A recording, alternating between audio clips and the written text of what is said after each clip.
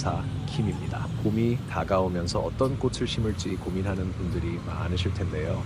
오랫동안 아름다운 꽃을 피우는 식물을 찾고 계신다면 백일홍을 추천드립니다. 누구나 쉽게 키울 수 있고 비교적 관리가 쉬운 꽃.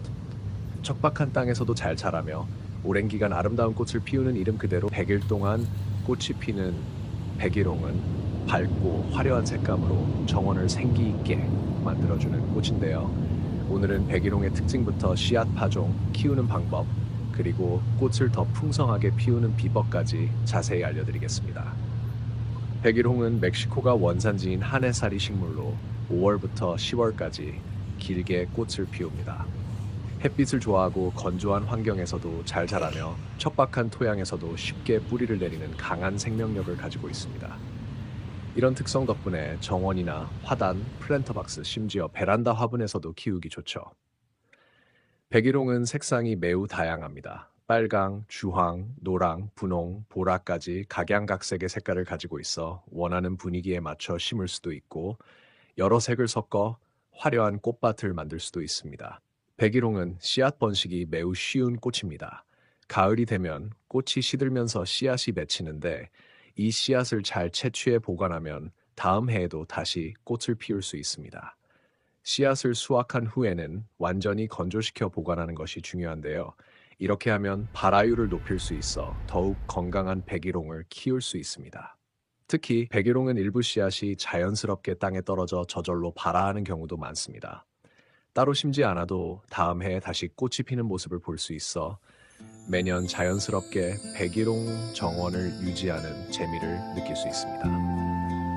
또한 백일홍은 다양한 색상의 꽃이 섞여 피기 때문에 원하는 색상을 유지하고 싶다면 씨앗을 따로 채취하는 것이 좋습니다. 예를 들어 특정한 색상의 백일홍을 계속 키우고 싶다면 그 색의 꽃에서 직접 씨앗을 받아 심으면 됩니다. 이렇게 간단한 방법으로 매년 아름다운 백일홍을 즐길 수 있으니 올가을에는 씨앗을 직접 채취해보며 내년을 준비해보는 것도 좋은 가드닝 경험이 될 것입니다. 백일홍, 언제 어떻게 파종하면 좋을까요? 3월에서 4월에 파종하는 것이 가장 적절한데요.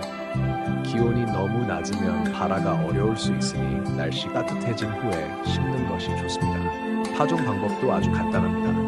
먼저 흙을 부드럽게 정리한 뒤 퇴비나 유기질 비료를 섞어 영양을 보충해줍니다.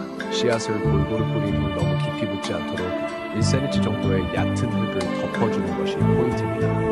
이후 흙이 마르지 않도록 적당한 수분을 유지하면 보통 7일에서 10일 내로 새싹이 올라옵니다. 백일홍의 씨앗은 발화 온도 20-30도에서 가장 잘 자라기 때문에 아직 쌀쌀한 이른 봄에는 실내에서 키우다가 기온이 오르면 화단이나 화분에 옮겨 심는 것도 좋은 방법입니다. 백일홍을 건강하게 키우려면 햇빛과 물 관리가 가장 중요합니다. 충분한 햇빛이 백일홍을 더욱 화려하게 만듭니다. 백일홍은 햇빛을 아주 좋아하는 꽃입니다.